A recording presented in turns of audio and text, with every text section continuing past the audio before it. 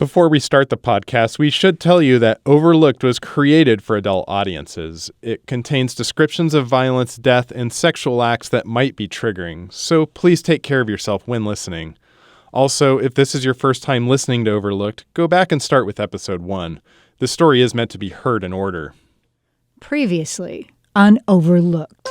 I took my son to see what the police wanted. I believed in the system. And they said give them 15 minutes.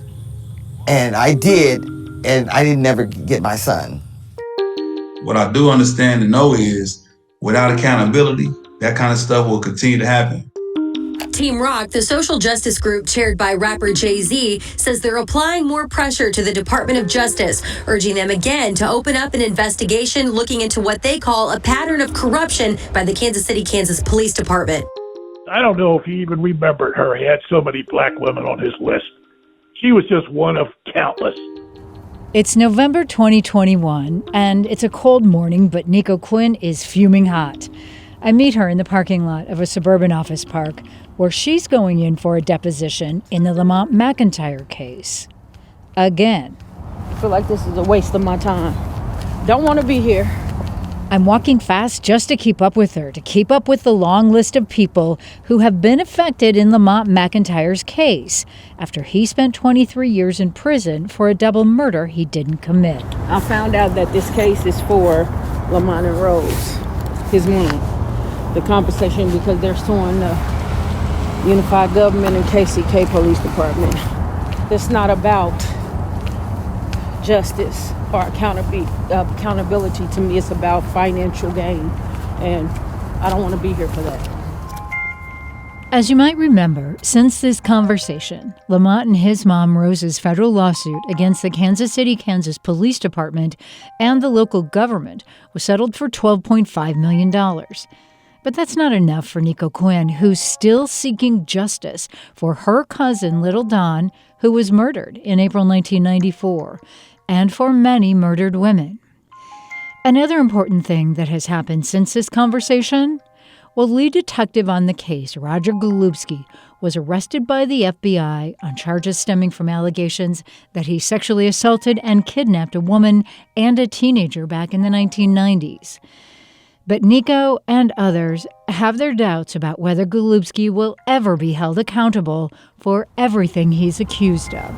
I really don't feel that Golubski or nobody will be held accountable.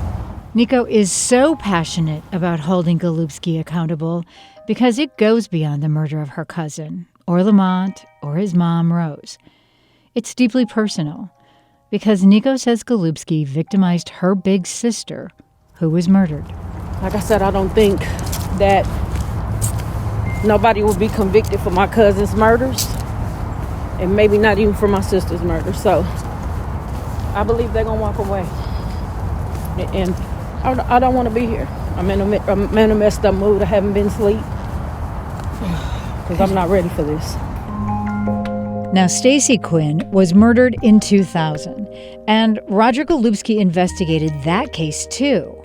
Somebody went to prison for that crime, but Nico still has a lot of questions about the investigation. It has to be so frustrating. I mean, you've been dealing with this for how many years? 20, going on 28. April will be 28.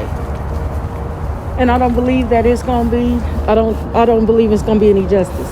Don't want to be here at all. At all. It's been 28 years since that double murder on Hutchings Street. Since Nico Quinn was a 21-year-old mother being threatened by a prosecutor with the loss of her kids. Since she didn't tell the truth the first time she testified. But she quickly tried to right that wrong when she told everyone that Lamont McIntyre didn't kill her cousin. So on this day, Nico Quinn will sit in a sterile conference room in a beige suburban office park, and she will tell the story again.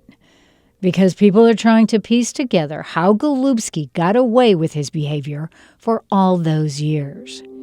We've told you about Roger Golubski and the many black women he's accused of abusing. They're often referred to as Golubski's girls.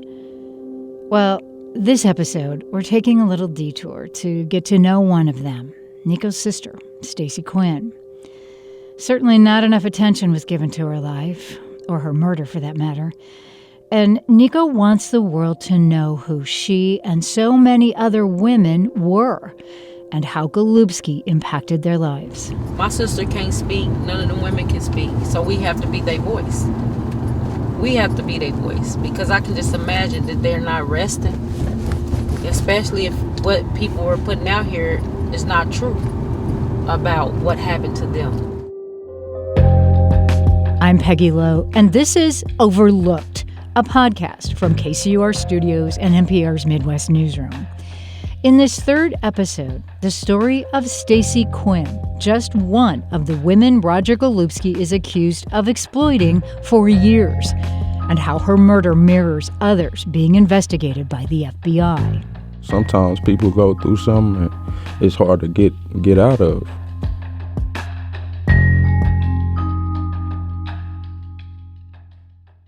Stacey Quinn had a hard life. There's just no other way to say it. She was born into the large extended Quinn family in Kansas City, Kansas in 1968. Her mom suffered from mental health problems. Josephine Quinn was in and out of her daughters' lives from the time they were young. And yet, Nico, the baby of the three Quinn girls, smiles when she remembers their childhood. Stacey was 4 years older than Nico. Then there was Leela in the middle. The girls like to pretend they were musical sister acts. Oh my goodness. We used to act like we were basically the Jacksons, or I'll say something like the Braxton sisters. We'll all sit there and sing together, play church. When my mom got sick, Stacey always acted like the mama. She took that place. Her and Leela, they were both like my mother. The girls were taken in by their grandmother, her name was Cinderella, who made sure that they went to school and church. But things went south for Stacey at about age 16. I mean, we were all just close until Stacey got on the drugs. When she got on the drugs, she became a whole nother person. But she was the sweetest person you want to know when she wasn't on the drugs. Nico says Stacey started with wet, or PCP, and ended up on crack, partly as a way to deal with the sexual trauma they both experienced during their childhood. And just a warning here, this is really hard to hear. My uncle, we had two uncles that used to rape us when we were little. I'm so sorry, Nico. Jesus. And so you think that's why she turned to drugs? That is. Because she took it the hardest. It's because she used to try to protect me and my other sister, and they used to beat her up. That's horrifying. Did you guys not tell, your folks? When it came out, what goes on in this house stays in this house. Mm-hmm. That's what it was. One of those things. That's hard to live with. Oh, yeah. Stacey tried to make a good go of it. She wanted to become a nurse and was working as a certified nursing assistant for a while. Nico says Stacey hoped to become a licensed practical nurse, but the drugs got the better of her. When she was 15, Stacey had a son. She named him Jornell. Jornell remembers they moved around a lot when he was a kid, and lots of times they'd stay with his grandmother, Josephine, his great-grandmother, Cinderella, or with his aunties.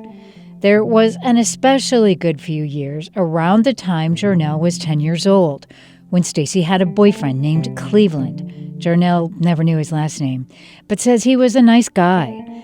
They all lived in a big old house, and he had all the video games he wanted, like a real family. But it didn't work out. Why did they break up? Because my mom started using again.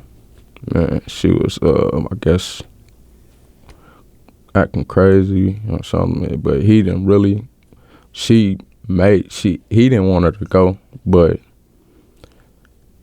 she was just like, she wanted to leave. And they broke up. Jornell also knew about his mom and the white cop, Roger Golubski. He'd see them riding around town, but he was just a kid at the time. I'll be out playing basketball or something, and she'll be like, "That's my son right there, Punky." That's what she used to call me. And he said hi. That was the first time I seen him. And then the second time, he was riding by, and they was going, I guess he was dropping her off at my grandma's, and be like right down the street playing basketball with my friends. And he has honk his horn and wave at me. Golubski started preying on Stacey when she was about 15 or 16 years old, according to her family. Nico and her other sister say that Stacey first crossed paths with Golubski when she was walking home one day after work. He picked her up and he raped her. Stacey's story bears resemblance to a separate allegation in the current federal indictment of Golubski, in which he allegedly raped an unnamed 13-year-old girl, then kept doing it for years. Here's Nico talking about Golubski and Stacey's relationship. They messed around. She was saying that he had arrested her for prostitution back in the early 90s. That's when he started putting her in jail. Maybe it was something he wanted that she wouldn't do or she wouldn't give him. That's the only thing I can think of. Was it a true relationship? I mean, did she actually like the guy? No. I don't know. Stacey's aunt, Frida Quinn, says that Stacey's relationship with Golubski was common knowledge, that all the Quinns knew what was going on with them. In a 2011 affidavit, Frida Quinn said Golubski would pick up Stacey at her mom's house. She'd be gone a few days, then come home with new clothes and money. Golubski, however, did not divulge the relationship in police records, a fact that would become evident on April 15, 1994, the day of the double murders. That day, Stacey maybe had the best view of the double murder. She was in the house and heard yelling coming from the driveway. It was her mom arguing with her uncle. She went to the door to tell her mom to come inside. Her mother ignored her. And that's when Stacey saw a man dressed in black, carrying a shotgun, coming down the hill, walking towards a Cadillac. Her cousin Little Don was sitting inside. My mama was like in the driveway and she kind of ducked down. And I remember Stacey came out on the porch like on maybe the first or the second shot. And she started holding her head and said, "Oh my God, it's Little Don, oh my God." By that time, all the Quinns were outside, just a few feet from the Cadillac. And Stacey was going ballistic. Now, given the fact that Stacey was right there that day, that she had witnessed the double murder from just a few feet away, you'd think she'd be one of the main witnesses the police would want to talk to. But Golubski, the lead detective on the case, never interviewed Stacey, steered clear of her even. His police report sounded like he didn't even know her. You probably remember how the story goes next. Golubski turned to two other eyewitnesses, Nico Quinn and Ruby Mitchell, to put an innocent man in jail. But Stacey was around the whole time. Nico remembers her big sister also being at the courthouse when she was waiting with Golubski to testify at Lamont's first trial. And we were sitting in that room, and he was telling me that he heard that I was a dancer, and he wanted me to stand on the table and strip, and how he wanted to get to know me. And my sister was telling him, she kind of like put her hand in front of me, and she was telling him, "This one right here, you're going to leave alone." And she told me, "Don't ever go around her," because he was the devil. She called him a snake. Stacey Quinn was trying to protect Nico. And no matter what Stacey was going through in her oftentimes chaotic life, she tried her best to be there for her little sister when she needed her. Like when Lamont McIntyre was convicted and Nico realized what her testimony had done, Stacey helped Nico try to make it right. In 1996, when there was a new effort to try to get Lamont released from prison, Stacey filed an affidavit that said she saw everything on April 15, 1994, and that, quote, "I got a clear view of the man's face," meaning the shooter, and he looked nothing like Lamont McIntyre. In fact, Stacey had heard on the streets about who the killer supposedly was, Neil Edgar Jr., nicknamed Monster. Now keep in mind, Edgar has denied any involvement, but Stacey was afraid of him. For years, she avoided him, staying away from certain places and keeping close to people she thought could protect her. Yet, even though she was afraid, she said she'd be willing to point out who she believed the real killer was, so that the right person would be punished for the murder of her cousin Little Don. she had a brief chance when Lamont McIntyre appealed his case, and it went back before a judge in 1996. Stacey appeared in court that day in jail fatigues. She'd been in lockup in another county because she violated parole on a theft charge. But Nico says the judge and the prosecutor, Tara Moorhead, the same one who threatened Nico in 1994, they dismissed Stacey's testimony. The first one we encountered, he talked to her like she was lower than dirt. Lower than dirt. They talked to her so bad it wasn't even funny. They called her all kind of crackheads and everything else. In fact, the judge said he didn't believe Stacey, that she was, quote, a felon and an habitual drug user. Stacey testified that day that she typically smoked crack 4 times a day, although she hadn't the day she saw her cousins killed. But here's the thing. Stacey was like many women who grew up under tough circumstances. She grew up poor and abused, and then she was, according to her family, victimized by Roger Golubski early in her life, while still a teenager. Her story has patterns similar to a host of other victims' stories, according to their families and a federal indictment against Golubski. The pattern was this. Golubski would see a vulnerable teenager or woman, pick them up, and then abuse them for years. They wouldn't talk about it because he had threatened to kill them or jail them or their loved ones if they told anyone. Sometimes he'd also give them drugs or promise them his protection. But here's the other thing that a lot of us are still trying to wrap our heads around. A lot of these women ended up dead, and in a certain part of town.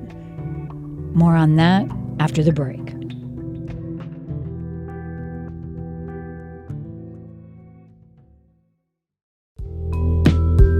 From the pandemic to climate change to elections, there's a lot going on in Kansas City right now. You can get it all in one place at KCUR's daily news podcast, Kansas City Today. My name is Nomin Ujiyedin, and I bring you stories from KCUR's award-winning newsroom. We cover the issues that matter to you, like housing, criminal justice, and education. You can subscribe to Kansas City Today wherever you get your podcasts.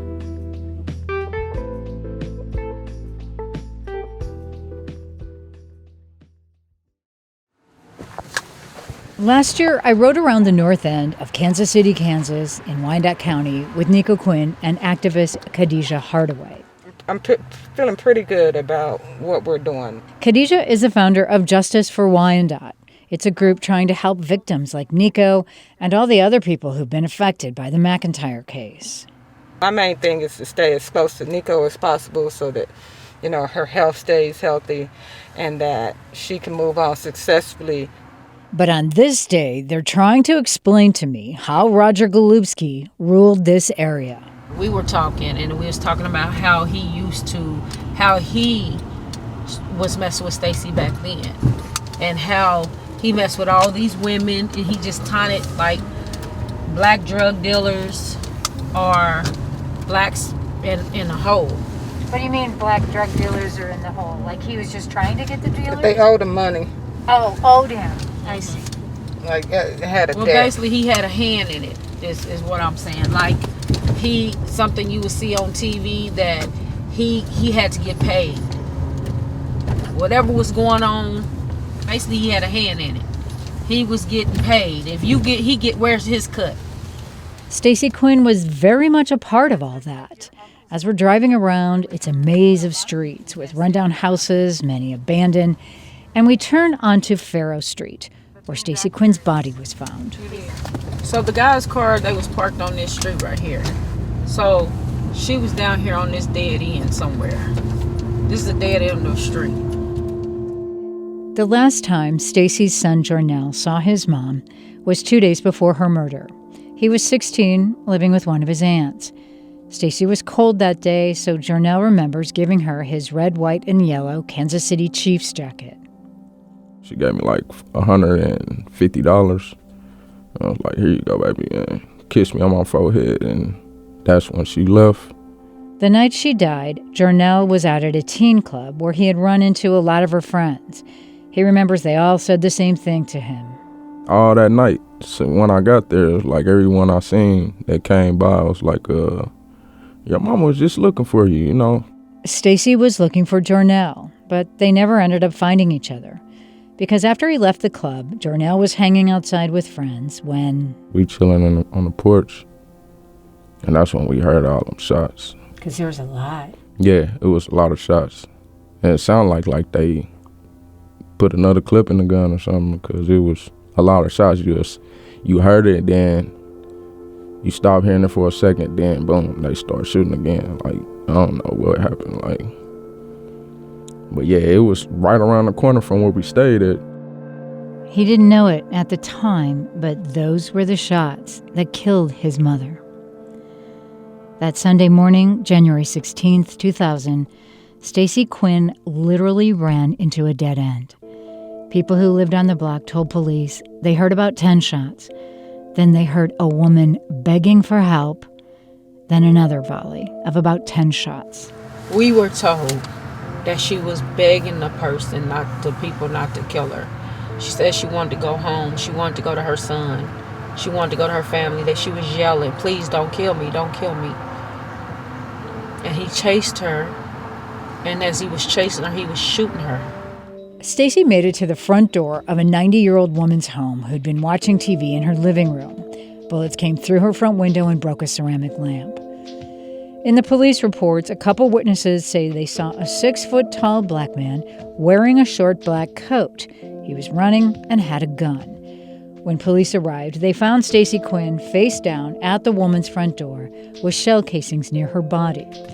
There were more shell casings in the street, along with one of her shoes and a white plastic bag with her stuff in it, some clothes and a book. Another shell casing was found under her leg. Stacey Quinn was 31 years old. The detective who came to the scene that night was Roger Golubski, the man Stacey herself had described as a snake. The police report says he got there at 2:30, an hour after Stacey was killed.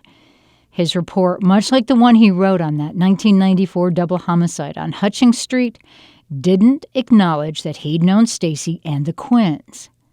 The autopsy report revealed the staggering amount of time Stacey Quinn was shot.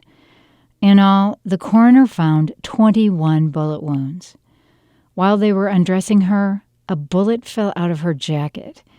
Another intact bullet was found just lying on her neck. In her pocket, there was some makeup, a tube of lipstick, a toothbrush, and condoms. She'd been wearing the chief's jacket her son Jornell had given her 2 days earlier. Then the next morning, we all met up over my great-grandma's, and that's when Golubski came, and he was like, yeah, Stacey Quinn was killed. But he was acting like he didn't know who my mama was, you know, and it was kind of weird to me, and I was young, and I was really like, hold on, I used to see you with her, so you know who my mama is. It was moments like this, experienced by the Quinn family over years, that led them to distrust the way Stacey's murder was investigated. Now here's how it played out. Golubski and his partner focused their investigation on a car that was parked near the crime scene, a 1998 black Chevy Cavalier. It had a dent on the driver's side, bullet holes on the passenger side. They went to the car owner's apartment, a young woman, and found her boyfriend there, a 22-year-old named Marcus Washington. They also found a .40 caliber Sturm Ruger and a lot of ammunition. In Golubski's report, Washington said he'd been driving home that night when Stacey flagged him down and asked for drugs. He said she asked for a ride and they stopped at a house. Washington said he waited in his car outside and then suddenly was hit by another car. He thought it was a man who had twice tried to kill him. He was terrified of this guy. Washington told police he thought Stacey was setting it up. So he grabbed his gun, but he said Stacey fought him for it. Washington said Stacey had a small gun and she fired at him. He fired back. She took off running, he followed, and she ended up at the front door of Faro Street. The prosecutor on this case was a familiar one, Tara Moorhead. Yeah, the same one who said she would take away Nico's children if she didn't falsely ID Lamont McIntyre. Moorhead showed up in the middle of the night to the scene of Stacey Quinn's murder, and she prosecuted Washington. At his trial, Washington testified on his own behalf. He admitted shooting Stacey. He said he emptied the 15-bullet clip on his Ruger. But he said it was in self-defense, and a psychologist testified that he had PTSD because someone had tried to kill him twice. Washington was convicted in October 2000. He got a hard 50. That's a Kansas law requiring a mandatory minimum of 50 years in prison for premeditated first-degree murder. Washington's now 45 years old and in a Kansas prison. His earliest possible release date is January 2050. Despite that conviction, Stacey's family still has many questions about her murder. For instance, Nico and her sister Leila say that when Golubski notified the family of Stacey's death, she asked him about reports that Stacey was seen riding in a red Jeep with a white guy with a ponytail on the night she was killed. Leila says in the photos they showed the family that day, a red Jeep was at the crime scene, but I couldn't confirm that. I did my own footwork, and they told me that my sister had been riding around with a white guy with a ponytail, with a long trench coat on. And that's what we've been hearing for years. That's what we heard when it first happened. We didn't know nothing about no black man until they came and said they found a killer, and it was Marcus Washington. Nico says Golubski told her, "Don't worry about that red Jeep." But it did come up at Washington's trial. Under questioning from prosecutor Tara Moorhead, Golubski testified that a red vehicle in a crime scene photo belonged to a resident on Faro Street, but that he never found him to interview him. Now, was that sloppy police work or something else? There's another thing that bugs Nico about Stacey's whole story. Shortly before she was murdered, she took a plea bargain in September 1999 on a cocaine possession charge. The charge would have put Stacey in prison for at least a year, well past when she was killed. But court documents show that Stacey got out in just a couple months. Before she got out of jail, she called me and told me she needed $100 when she had just told me days prior, because I would go visit her, that they were supposed to be shipping her out to someplace in Missouri, some women's prison in Missouri or Topeka. And they was just waiting on room.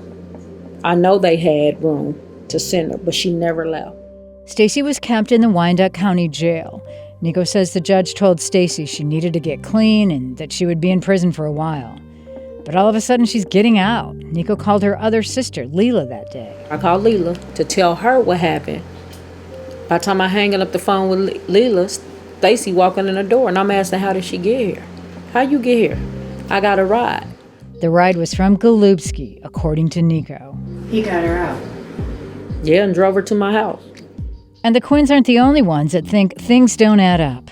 They've heard from many people, including people who were out on the streets that night, that they don't believe the police version of events in the murder of Stacey Quinn. Nico says she was told they were involved. And being in the streets and what I was involved with, I know what they means. They is not no you, me, or nobody like that. They is the police. That's what they is.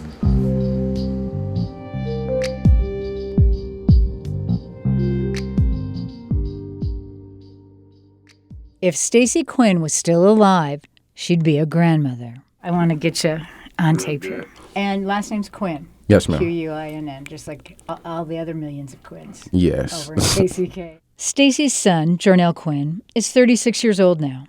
He has 3 kids. His oldest, a daughter, just graduated from high school.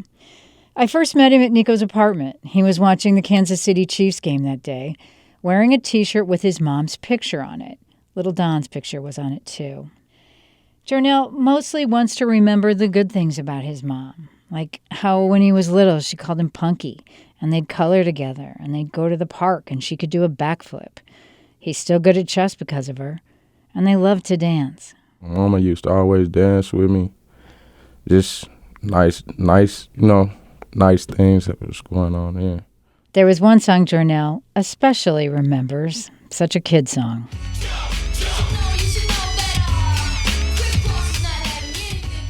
It was a lot of songs, though, but I can't remember all of them, but I always remember that one because that was back in when everybody was wearing their clothes to the back and things like that. she used to dress like me. Well, I used to dress like her, and we'd go on the dance floor and just be dancing and spend a little time together.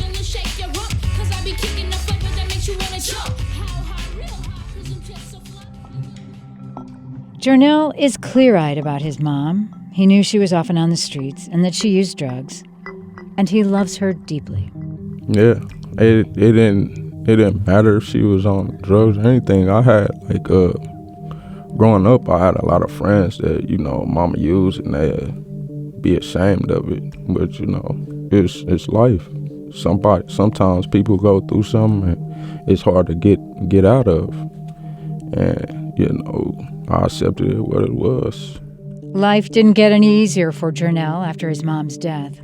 He was convicted on a federal drug charge in 2006 and was in prison through 2011. He lives on the Missouri side of Kansas City now, hoping to stay away from old temptations in KCK. Hardest days of the year are in October, her birthday, and on Mother's Day. Like, if you wanted the world to know something about Stacey Quinn, what would you want the world to know? That she was a good mother, no matter what, like our use or whatever it was. She was a good mother, and she made sure she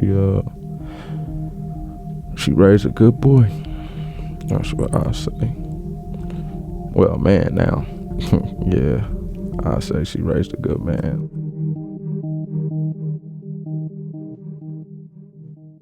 Jarnell's trying to face what he's been through. His Aunt Nico is always after him to talk about his mom. But people don't really understand. Meanwhile, Nico is the exact opposite. She talks about the case all the time, and she's also trying to provide some solace and services for more people in KCK. She calls it her spiritual sisters circle. Well, I basically came up with that because my sister's name is Stacey, and I want to use the S as Spiritual Sister Circle.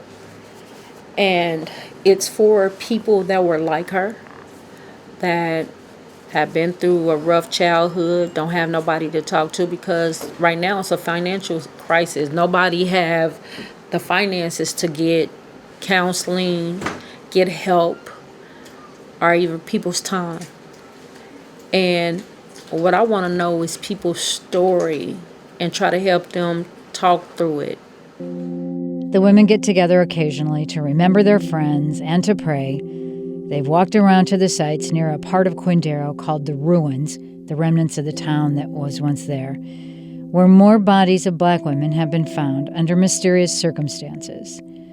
Nico says someday she might even open the group up to men. Just being a sister to these women, and maybe later on help men as well. Because I didn't just lose a sister, I lost a cousin, I lost an uncle, I lost friends. So what I'm trying to do is get justice for everybody. Getting justice for everybody would mean reopening Stacey's case, Nico says, to further explore Golubski's role in her sister's murder. And there are some things about Stacey's murder that don't add up. Marcus Washington has never recanted his admission that he shot Stacey in self-defense, but I've read hundreds of pages of documents in this case and interviewed the family members, and there are a couple odd things. First, Marcus Washington said Stacey Quinn had a small gun, but there was no record that it was ever recovered. There were casings from a .25 caliber gun found in the street, but Washington used larger .40 caliber bullets in his Ruger. That's mysterious to me. Second, the autopsy says that a red tube top was, quote, retained archivally in the morgue freezer. Not one of the police property reports listed a red tube top among Stacey's things. And if the case was so locked up, why would they keep that? And what about that red Jeep Stacey's family heard about from people on the street? I don't have the answers, but even if I did, they won't bring Stacey back or give closure to her family. What we know for sure is that Golubski, working as a detective in Stacey Quinn's murder, someone he allegedly exploited for years, is highly inappropriate, and something, according to police records, he didn't divulge. We also know that Stacey's story is a lot like other women whose cases I've looked at, women known as Golubski's girls. What had been a term used to describe them on the streets back in the day has since been adopted by social justice activists to talk about this group of women. They got with Golubski at an early age, connected by sex or drugs or his use of confidential informants, and they ended up murdered, their bodies found in the same area where Stacey was killed. And Golubski's involvement in Stacey's investigation says a lot about the KCKPD and their lack of supervision of one of their top homicide detectives. I've told you about how the FBI is investigating Golubski right now. But what I haven't told you is that the FBI also investigated KCKPD back in the 80s and 90s, questioning their integrity, their practices, and their violations of civil rights. And right now, all of Golubski's cases are under scrutiny. District Attorney Mark Dupree has suggested he would review every case Golubski touched, because along with a list of murdered women, there are also many black men who are in prison because of Golubski, but say they're innocent. For decades, Roger Golubski used his own playbook to clear cases fast. But all of these years later, will he finally be held accountable? Coming up on Overlooked. For my work, they were definitely racist because all the people they were picking on, were the blacks in the hood. Because what are those people going to do? They really don't have anything. They don't have any recourse. You can't go into the Kansas Police Department and say this cop is stealing my drugs and my money, right? Then you're going to go to jail. And that's when I would go to him, and he would say they're liars. He would say they're drug dealers. They're scum of the earth guys. He said, and naturally, they're not going to be honest. So who am I to believe? We're here to take the deposition of Roger Golubski. Do you swear to tell the truth, the whole truth, and nothing but the truth to help you God? I do. You saw black men making money through the drug trade in Kansas City, Kansas, and you wanted in on the action, correct? You heard so much about this man, Roger Golubski. I just wanted to know, what does he look like? Who is he? So I paid a call. I went out to his house. So just rang the bell.